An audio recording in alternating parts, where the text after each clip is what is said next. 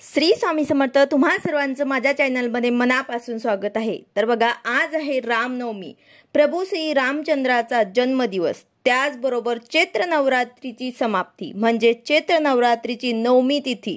आज नवरात्र सुद्धा समाप्त होत आहे आणि रामनवमी सुद्धा। तर या दोन्ही शुभ मुहूर्तावरती आपल्याला आपल्या घरामध्ये काही वस्तू प्रज्वलित करायची आहे। या वस्तू प्रज्वलित केल्याने घरातील जे काही नकारात्मकता आहे ती तर दूर होतेच, त्याचबरोबर अखंड लक्ष्मी प्राप्तीसाठी माता लक्ष्मीला आकर्षित करण्यासाठी सुद्धा हा जो उपाय आहे तो अतिशय प्रभावशाली आहे।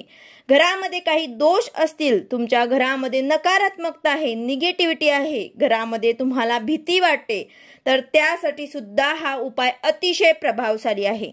तर आपल्याला हा उपाय जो आहे तो संध्याकाळी करायचा आहे। आता संध्याकाळी आपल्याला हा उपाय करताना कोणत्या वस्तू घ्यायच्या आहे आणि कुठे आपल्याला प्रज्वलित करायचं आहे याबद्दलची संपूर्ण माहिती मी तुम्हाला आजच्या व्हिडिओमध्ये सांगणार आहे। व्हिडिओ पूर्ण बघा जेणेकरून तुम्हाला संपूर्ण माहिती मिळेल। जर तुम्ही चॅनलवर नवीन असाल तर चॅनलला सबस्क्राइब करायला मात्र विसरू नका आणि व्हिडिओला लाईक करायला मात्र विसरू नका। तर बघा, आज संध्याकाळी तुम्हाला हा उपाय करायचा आहे। पण जर तुमच्या घरामध्ये नकारात्मकता असेल तर तुम्ही प्रत्येक शनिवारी किंवा अमावस्या किंवा मग पौर्णिमाला सुद्धा हा उपाय कंटिन्यू करू शकतात। याने तुमच्या घरातील नकारात्मकता, निगेटिव्हिटी जे आहे ते नष्ट होईल। हा उपाय कोणीही करू शकतं।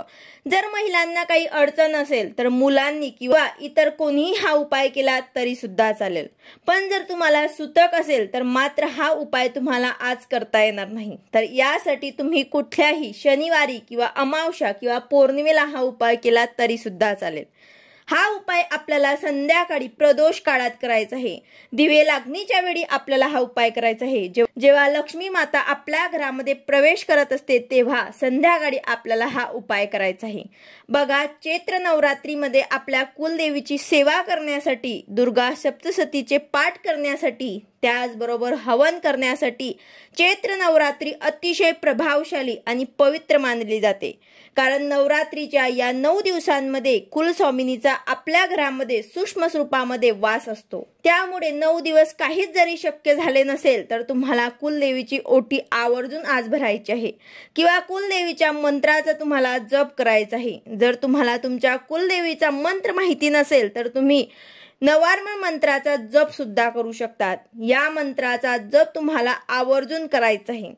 यानंतर हा उपाय करण्यासाठी आपल्याला आता एक पंती घ्यायची आहे। मोठी तुम्हाला एक पंती घ्यायची आहे किंवा मग धूपदानी मातीची असते ते घेऊ शकतात किंवा मग हवन कुंड असेल तर ते सुद्धा तुम्ही घेऊ शकतात।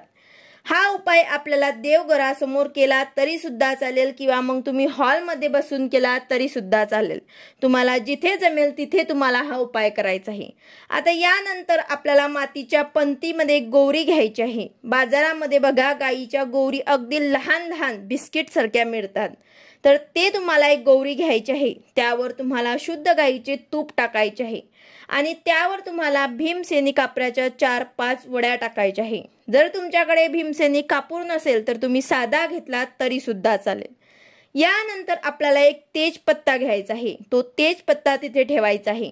तेजपत्ता नकारात्मकता दूर करण्यासाठी, नकारात्मकता शोषून घेण्यासाठी अतिशय प्रभावशाली मानला जातो आणि अखंड लक्ष्मी प्राप्तीसाठी, लक्ष्मीला आकर्षित करण्यासाठी सुद्धा अतिशय प्रभावशाली आहे। त्यामुळे तुम्हाला एक तेजपत्ता घ्यायचा आहे। त्यानंतर तुम्हाला 2 लवंग सुद्धा घ्यायचे आहे। ज्यांना फूल असेल अशा लवंग घ्यायचे आहे।